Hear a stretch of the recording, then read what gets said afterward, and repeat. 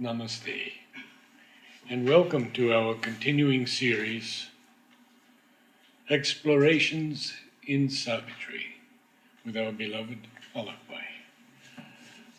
You know, when we read these cantos, especially these next books, no one could say that Sri Aurobindo was distant and detached. Yeah.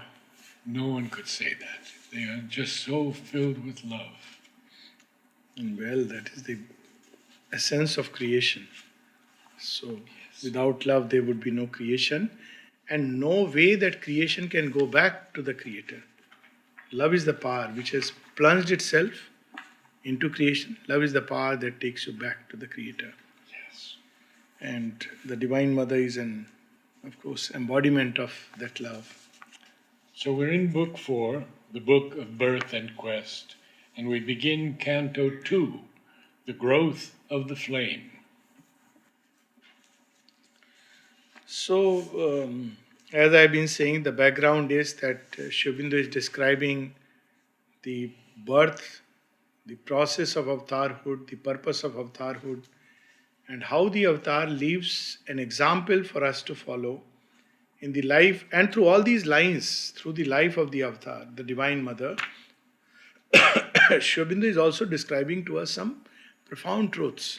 So, though normally education starts with the senses, that's how in at least Montessori they start with the senses and go up further and further.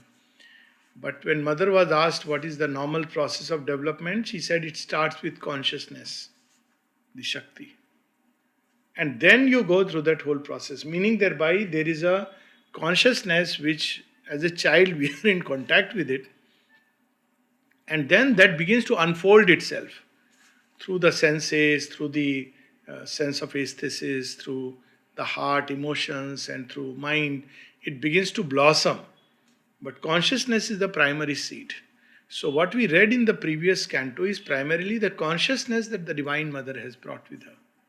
She is an embodiment of the new consciousness. She is an embodiment of the heights to which human beings still don't have an access. So, that we read in the previous canto. Now we are going to read how this began to blossom in her. And we'll see that, as you rightly pointed out, that Sri Aurobindo's yoga being an integral yoga, every aspect of the being must develop and eventually find its spiritual and divine fulfillment. So this is not a yoga where you dry up the senses, dry up the heart, and say, thought has no utility. Kill the emotions. Kill the emotions, and all that is needed is I'll seek the one sitting in some cave. So this is not the yoga of that. It's a yoga where every aspect of human nature must find its true fulfillment. Right now it is ignorantly seeking. And that's what we are going to see through the lines. And the growth of the flame.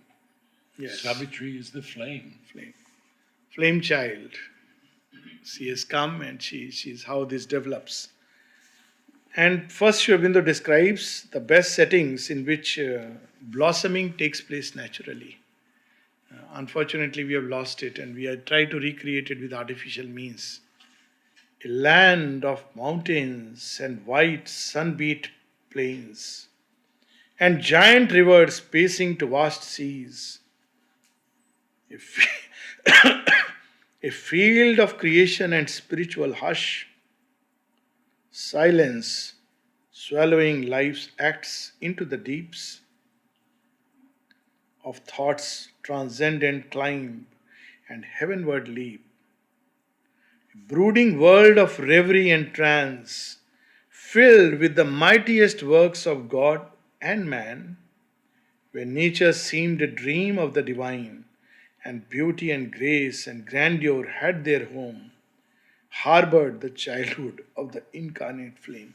If you look at the life of Savitri and go into the historical aspect, Savitri was actually daughter of the mountains, like Parvati is daughter of the mountains. She was born into the mountainous region, which today is in Pakistan. Yeah, Gilgit-Baltistan. If you try to locate that whole region, Madra kingdom. So she calls herself Madran. So she belongs to the Madra kingdom, just as Satyavan belongs to the Shalva line, which is in what it today would be modern Himachal Pradesh. Both are children of the mountains. This will be symbolic. And of course, where mother was born and brought up in, her present incarnation is also a land full of beauty. If you look at, France of that time, now of course, beauty has probably changed into all this high-tech and technological equipment and advancement. But it's still beautiful. Still beautiful, no doubt about it. At least, that's what I feel the difference.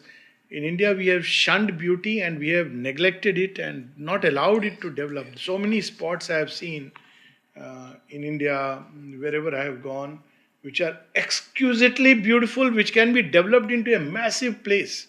But they are just left to, wither away and into wildness. And many places where people even don't know, you just accidentally chance upon them. Oh, this is so beautiful.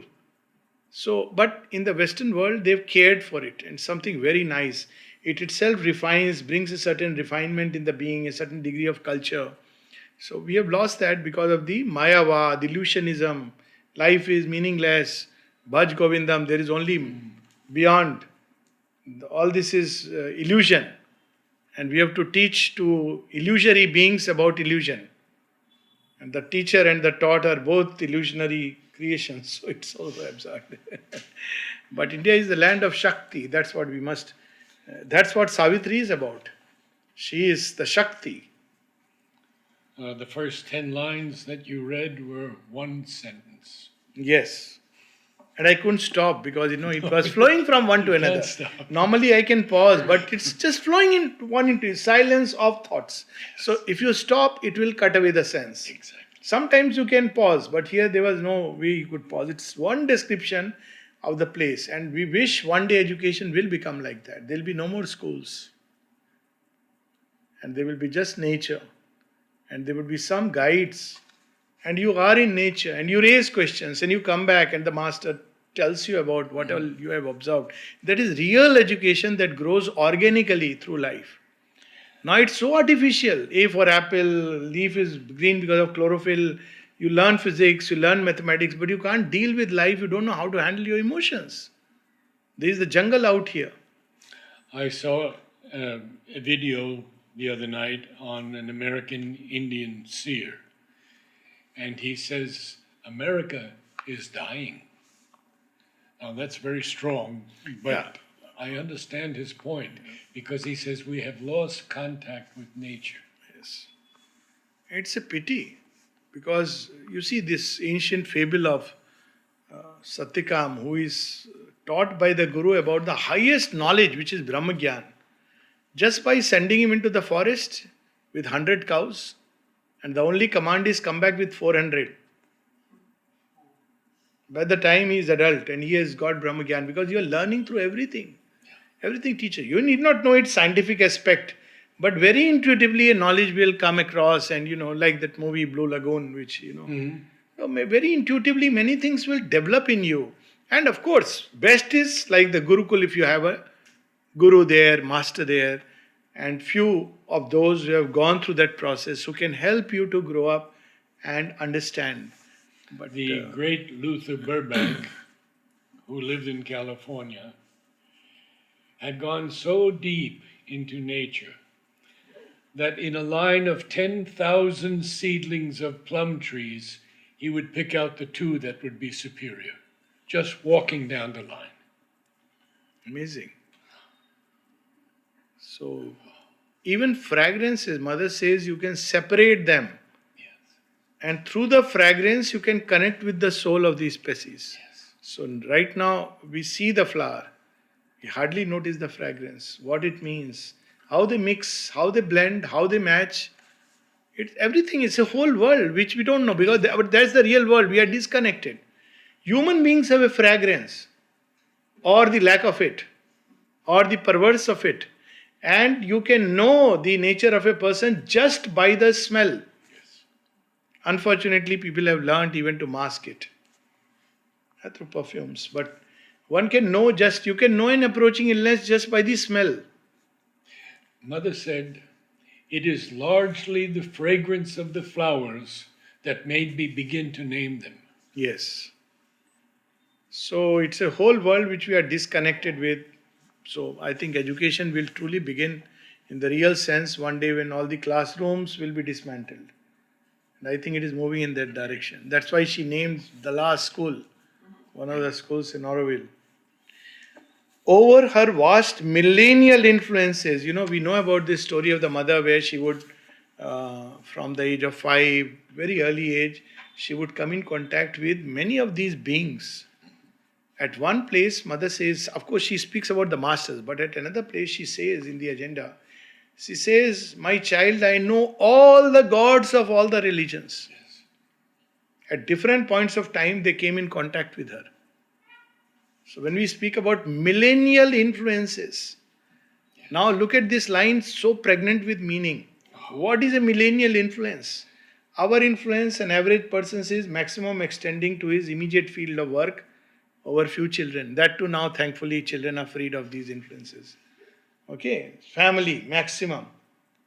And after a lifetime, we become a photo frame. Okay, after some time, that is also gone. But what is this influence which can carry on for thousands of years? A Krishna, a Buddha, a Christ. This is millennial influences.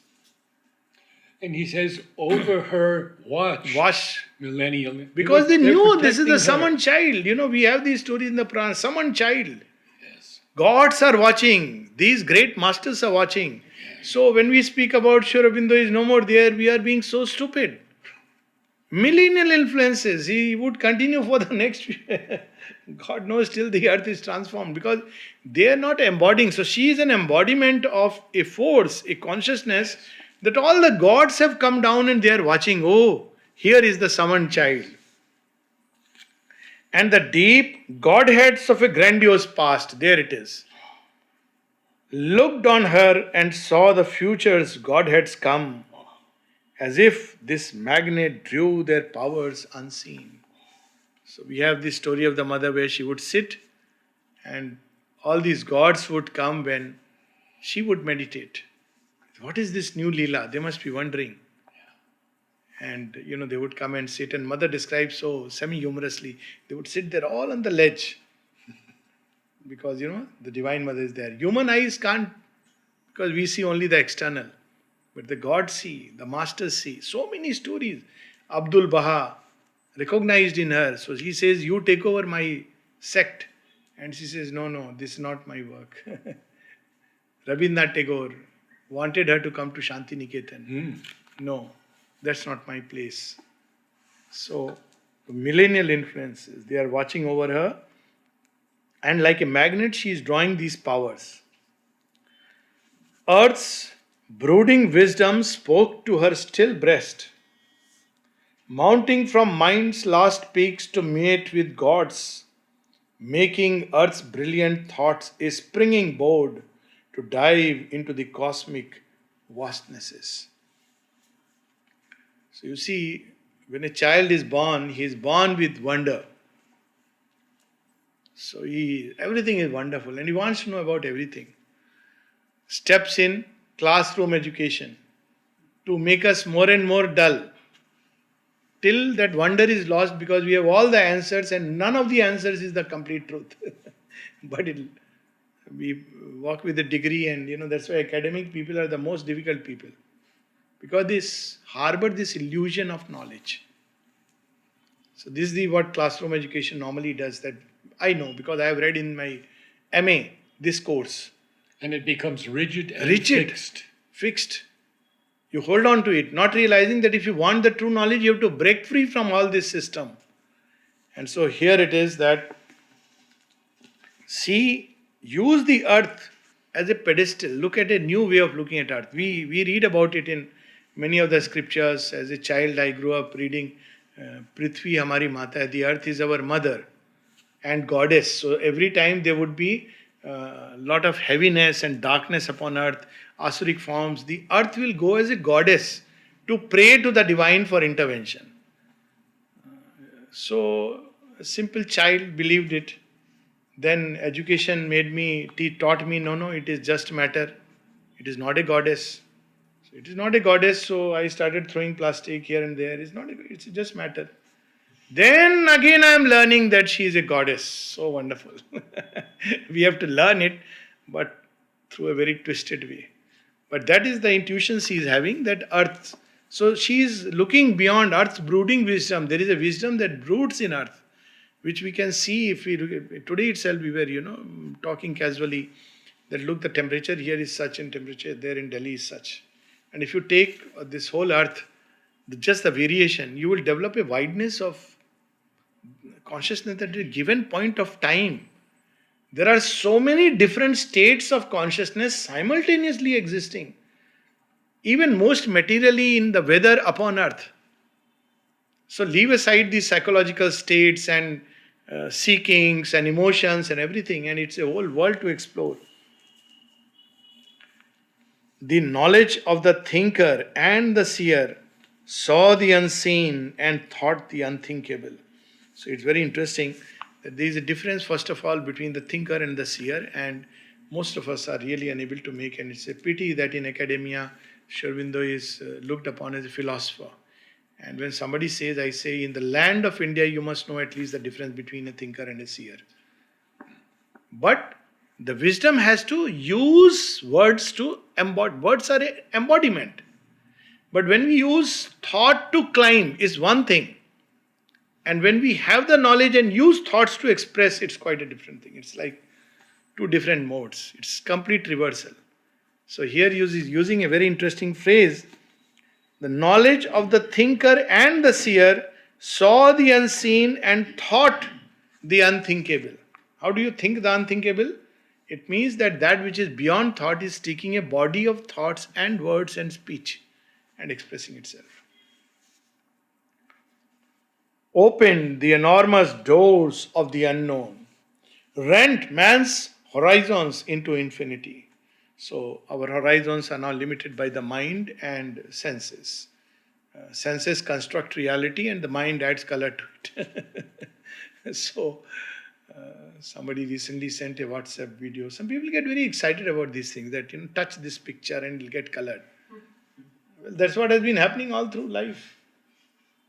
Senses was a picture, the mind adds colors to it, the colors of emotions, the colors of perception, mindsets.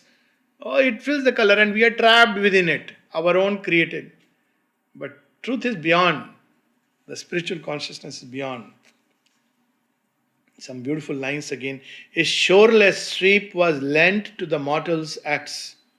She was doing the same things, but she was doing it differently. Somewhere it is said beautifully that the spiritual man does not do different things. This is an old world idea. Oh, a spiritual man will sit like this, walk like this, talk like this, even dress like this. But this has nothing to do with spiritual man. The Gita has already clarified it. What is the difference? The spiritual man does the same things but does it differently from a different consciousness. So, look at the mother. She wore every kind of dress. She played tennis. She did many things, and that's what her life is meant to reveal. What is the true spiritual consciousness? So, now she is revealing, now step by step Sri Aurobindo is revealing to us. And art and beauty sprang from the human depths, nature and soul wide in nobility. So art and beauty can spring from sight. That's how all artists start. You look at a form and reproduce the form. It's the basic training. But it's not about form. There is something else. The purpose of art, Sri Aurobindo says, is to reveal what nature hides. Now, how to do it? That's where the artist's genius goes. So, art, why? The soul, it's springing from the depths, the sense of art, the sense of beauty. Our sense of beauty is very conditioned. But art and beauty sprang. I had an interview with a young lady the other day who's an artist, rather famous artist now in Oroville now. And she said, I don't want to think about form anymore. I simply want to ask Sri Aurobindo and Mother to come through and let something happen on the palette. Yes. So here it is springing from the depths, art and beauty. And therefore he says, soul and nature, wide in nobility. So you are seeing in nature that which is hidden to the mortal eyes. That's why but there is another kind of art, very dark art in the name of realism. One hand is cut and put there, and the other head is posted there. In modern art, suddenly you'll see a big eye and a horse, something. Abstract art, you keep putting your meaning in it. It is destroying form, but in a dark way. But look at mother's pictures and paintings. I mean, some of them sketches are amazing. Simple, the sketch of a cat or a vase. I mean, it's just unimaginable. So that's what it is. Ethics, the human keyed to imitate heaven. We don't know the law of truth, the dharma. So until then, we have to use some provisional scheme. So it is keyed to imitate heaven. So how does it imitate? Right and wrong, good and bad. But the true sense comes only when we are in contact with the higher truth. Then we know what really is good and bad and right and wrong from the divine standpoint. But otherwise, at a human level, keyed to imitate heaven. So, the harmony of a rich culture's tones refined the sense and magnified its reach to hear the unheard and glimpse the invisible. So these are senses which we have lost, which automatically will develop as the consciousness develops. And taught the soul to soar beyond things known, inspiring life to greaten and break its bounds, aspiring to the immortal's unseen world. So one has to look beyond. We get trapped by what we are seeing. We get trapped by what we are hearing. And one of the methods she recommended is to go past. So I have seen it works very well in people often say how to know about human nature. So because this is my field. So what I have seen is don't go by any appearance, including what one is speaking, saying to you. Just stay quiet and let all this happen. After a while, all this outer picture will become blurred and it will be irrelevant. So you will go deeper into the person's consciousness. And if you just persist, you will go still deeper into the core. So it's very interesting. I mean, it's an exercise, and you can do it with everything, with flowers, with earth, and you get to see something much deeper, which is hidden on the surfaces of life. Carry on. Leaving earth's safety, daring wings of mind bore her above the trodden fields of thought, crossing the mystic seas of the beyond, to live on eagle heights near to the sun. There wisdom sits on her eternal throne. So often we'll see the word eagle. It is used whenever we talk about divine wisdom, though there is a place where he also speaks of the eagles of the precipice, which is in its shadow. But generally eagles. So why? Because eagle's vision is, at one place the mother also speaks about it. If you see eagle can see simultaneously front, below, and in 1 second everything it's like a comprehensive vision. And that's how it dives with such an accuracy when the fish is going to emerge and picks up. So it's a comprehensive vision. So that's why the eagle peaks, from where you can see things in their totality, not in their bits and parts. And that's why that is the throne of wisdom. So wisdom sees things in its totality. There wisdom sits on her eternal throne. All her life's turns led her to symbol doors, admitting to secret powers that were her kin. Adept of truth, initiate of bliss, a mystic acolyte trained in nature's school, aware of the marvel of created things, she laid the secrecies of her heart's deep muse upon the altar of the wonderful.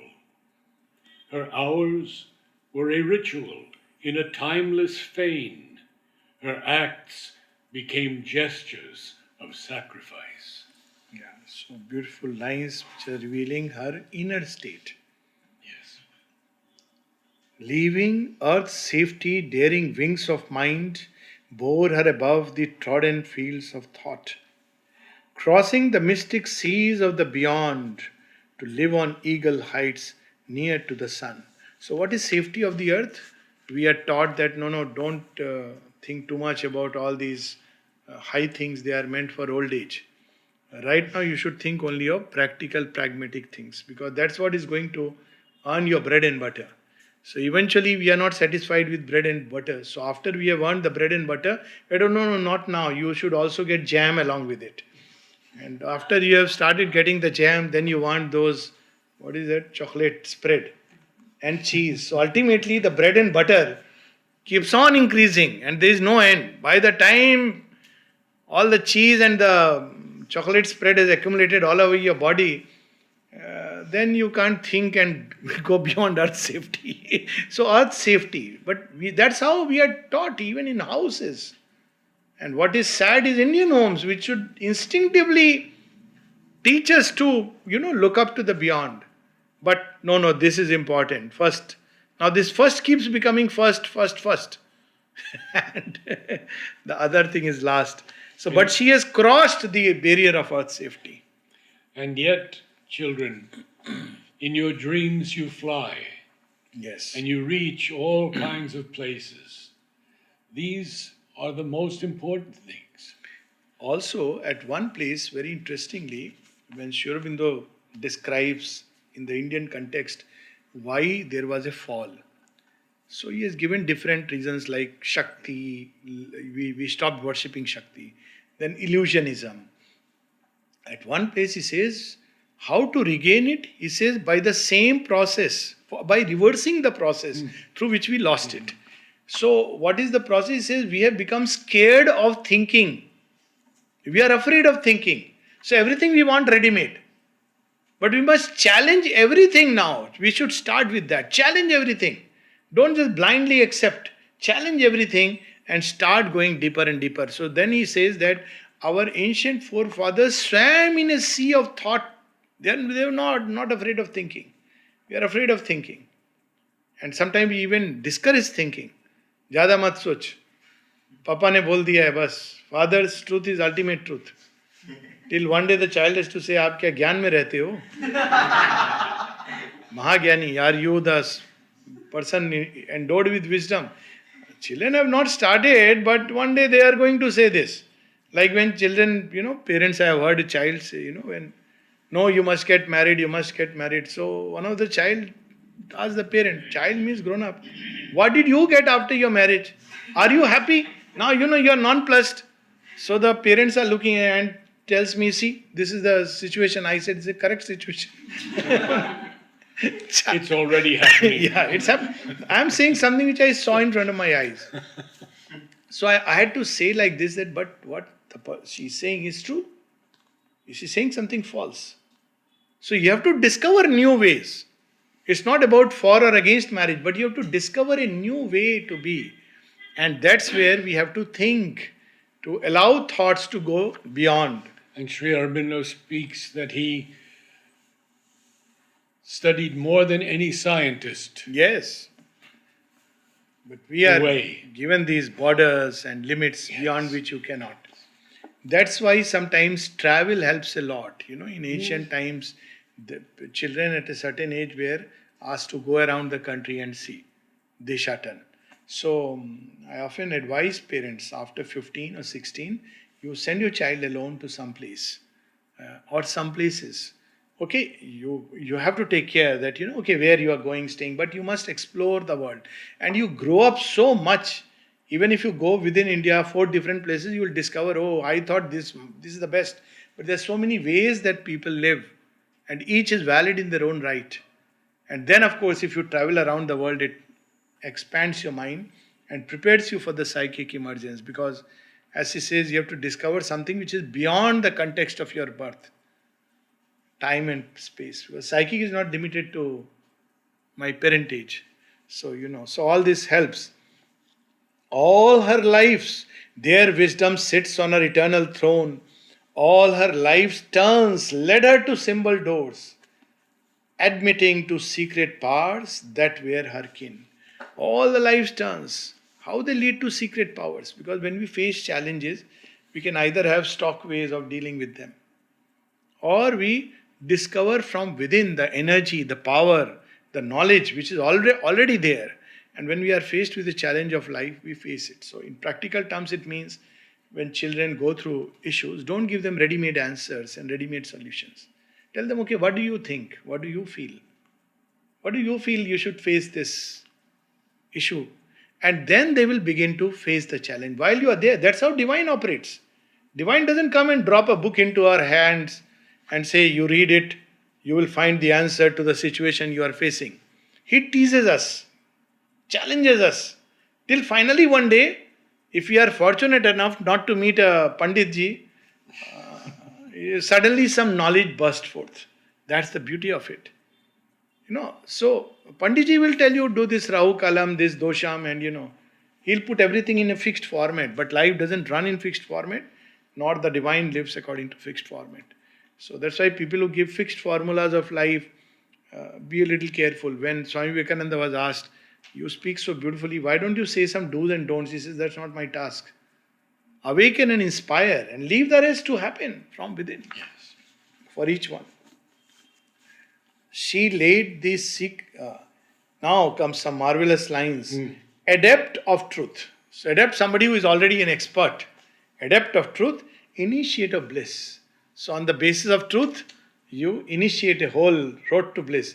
Mystic acolyte trained in nature's school. So acolyte are the, assisting priests. So, who is the priest of the sacrifice in nature? It is the divine himself. So you are assisting. Yes. You are a mystic acolyte in nature, trained in nature.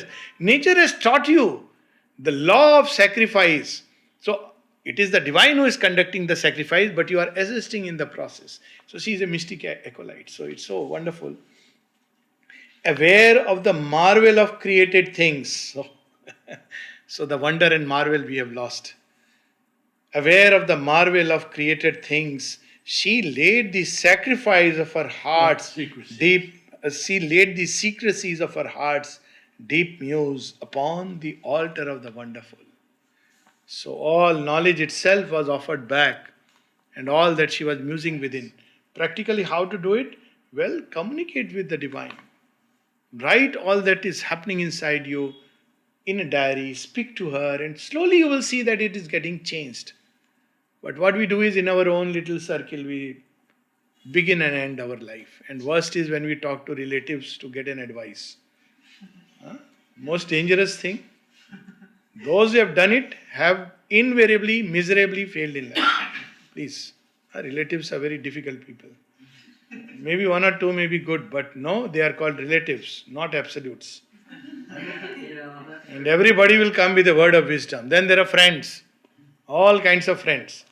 Everybody will give you 100 advices until you are left confused. Especially in India, if you have an illness, God forbid. From you drink this milk, you put this kadha, to do this. So one day, I recently saw, so somebody said, you try this, you try that. Though I'm listening after some time, somebody said, if I knew you had cough, I would have got haldi milk. I would have said, thank God, I would have thrown it down the drain. And no, it is very good. I said, yeah, but I don't want to remember the illness. I'll be fine. My method is different. My method is just ignore it. Till illness runs away, says this fellow is giving no attention. The body has the power to heal. But there is a constant reminders from here, there, and God forbid if a doctor friend is there, please get checked. It could be pneumonia, nothing short of big words. So, this is, you discover, when you offer to the divine, it comes manifold. Her arts were a ritual in a timeless fane. Her acts became gestures of sacrifice. So sacrifice is not just lighting a fire and putting things there. Sacrifice is when you no more live for the ego and for your selfishness, but offer everything at the altar of the all wonderful. Do with it whatever you want. Yes. That is sacrifice. So her acts were that. Her acts were not done for any selfish, egoistic purposes, if you want to put it practically, but done as an offering to the divine for the sake of the divine. In a timeless fane. Yes. The fane is a little grotto. Yeah. Could be along a small road in the woods, yeah. in the plains. Yeah. But even in that, the state, it's not like, again, sacrifice when I'm doing it, what result I am going to get after 5 years. Divine is very smart. He will outsmart you. But timeless. Timeless fane, yes. Doesn't matter. So I use this often, this analogy that there is something called a divine development bank. It's the only bank that doesn't crash. Keep offering everything there.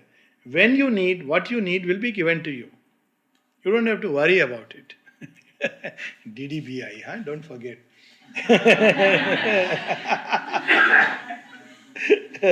You can use the word I for India or international.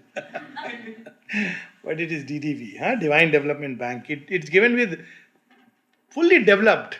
So you put some paper money, it comes back as gold coins, That's the beauty. But only when you need and what you need. There is no other. Law of desire doesn't operate there. Invested with the rhythm of higher spheres, the word was used as a hieratic means for the release of the imprisoned spirit into communion with its comrade gods. So again, now from art and poetry and art and sculpture and painting, Aurobindo is taking us to how did she, what does a divinely realized person, how does he speak? So he's saying the word is not just to debate and discuss and argue a viewpoint, prove a point, win a debate. No. It is used as a hieratic means. Yes. Look at the word.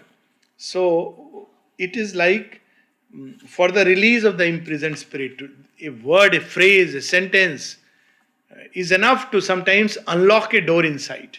Yes. And it's used as a means to uplift, to inspire, to awaken, to open a door towards higher things. That is the real utility of the word. And we know Aurobindo said the word has power. Even the most ordinary word has power.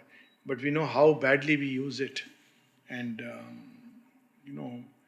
one of the signs of utter degeneration that happened in Indian life, I mean, you wouldn't have experienced it, but I've experienced in the northern side, when people used to use and abuse in every sentence they uttered. I don't know if anybody, I think some people would be aware.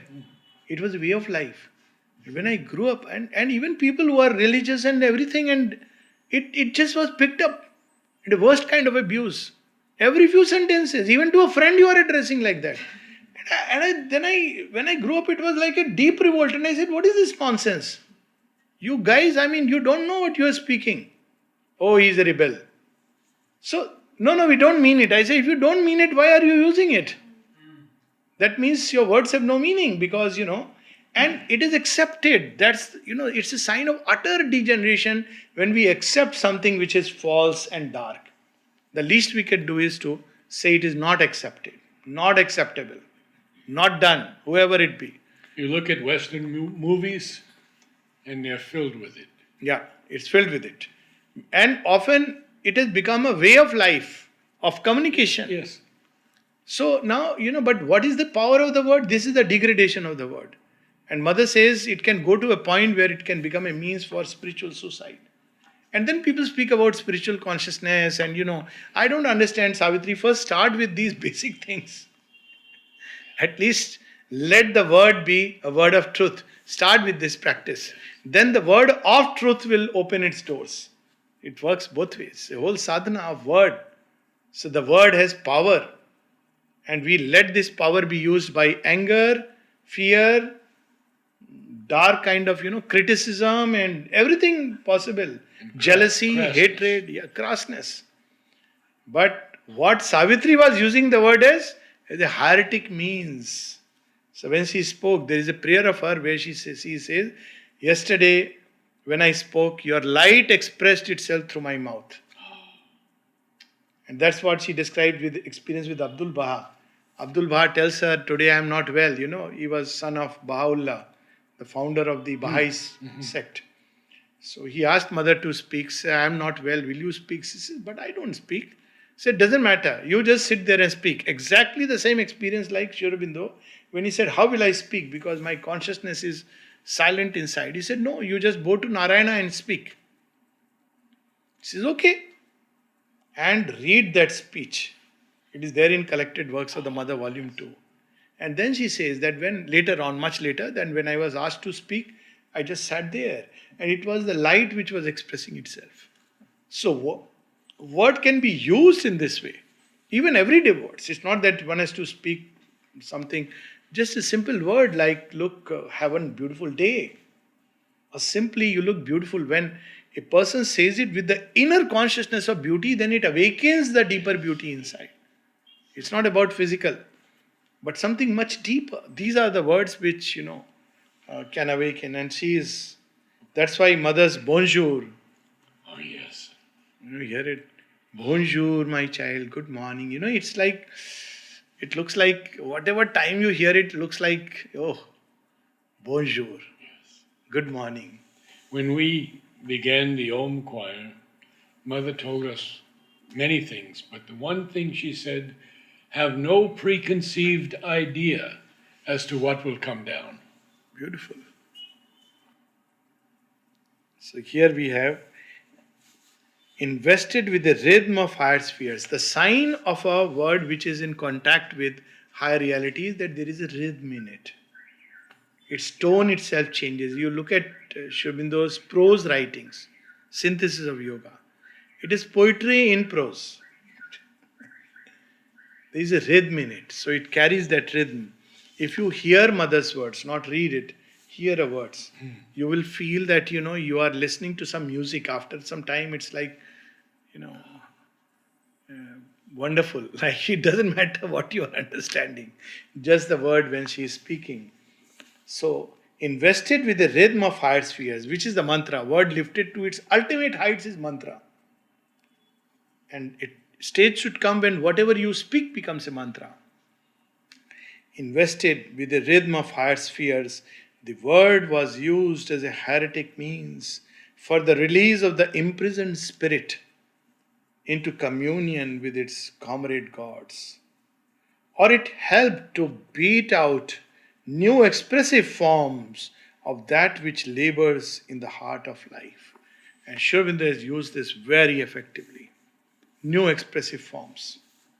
Words he has used amazingly, and in Savitri I have several times given examples. Sometimes even simple words like and, yet, if, but are used so amazingly powerfully that it uplifts a sentence to magnificent heights just by using the word yet. Absolutely. There will be a whole passage, and suddenly there will be one last line where he has just started with yet. And that changes the sense of the sentence much more powerfully than if those lines were not there. So, he has used it so beautifully.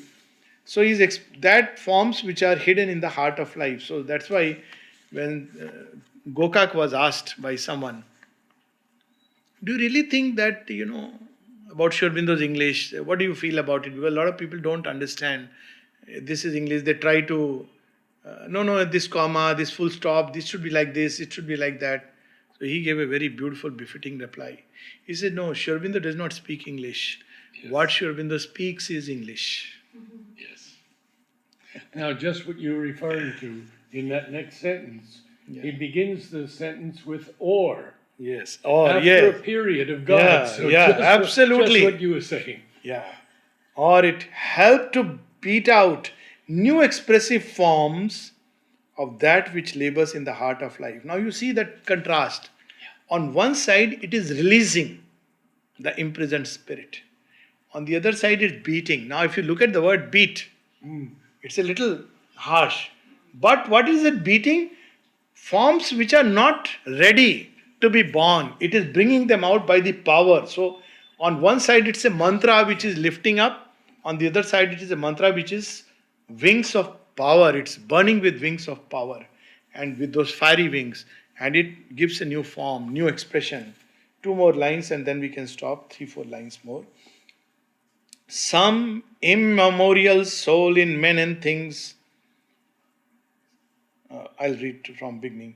Or it helped to beat out new expressive forms of that which labors in the heart of life, some immemorial soul in men and things, seeker of the unknown and the unborn, carrying a light from the ineffable to rend the veil of the last mysteries. So one of these words which immemorial things, which is there within us but it is falsified, is there in the Upanishads.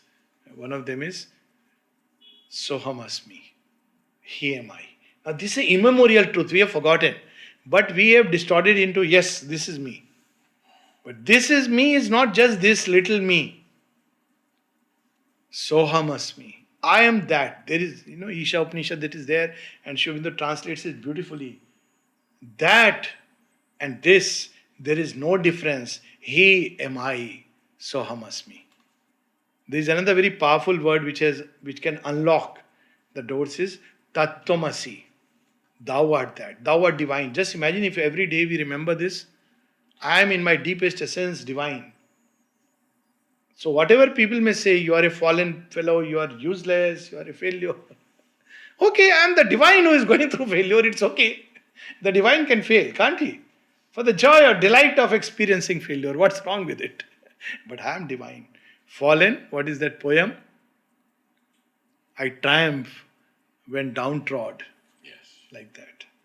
So this is how the word can become a means to awaken us. And of course, Sri Aurobindo's writings are full of every word, every sentence of Savitri unlocks a door. So and as we end with this, to rend the veil of the last mysteries, to tear it.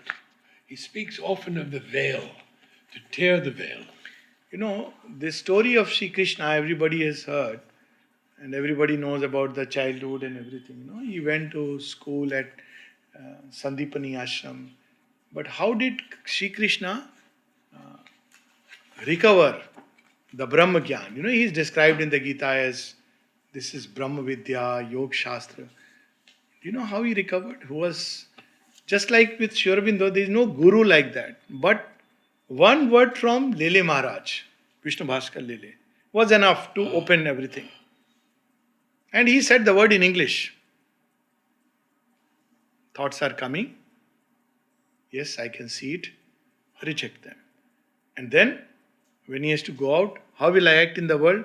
Do you feel the divine Narayana inside? Yes. Act according to that. Now one word. Same way, Sri Krishna recovered it with one word from the Rishi Ghora. Sri Aurobindo describes it in Essays on the Gita. Go back and Google search. What did Rishi Ghora say to Sri Krishna? And it's not just one word, it's described in few lines, just like Vishnu Bhaskar lately. But the core of it was that I am that. Yes. So this is the way, sometimes one casual passing phrase can change your life. For me it was Sri Aurobindo's all life is yoga. For King Janak, he got the Brahma Gyan while striding across the saddle of a horse. So this is the power of the word, that sometimes one word can unlock. And for Kalidas, paradoxically, it was that you are an idiot. That changed his life. Yeah. I'm an idiot? Okay. I am Kalidas. He will give me all the knowledge. So the power of the word, and we should use it so carefully. And it has the power of the mantra in it. It can be lifted up to what heights. It can help humanity and earth become so much better, provided we cultivate this power and uplift it, transmute it. And one of the ways to do it is simply by reading Sri Aurobindo and Savitri.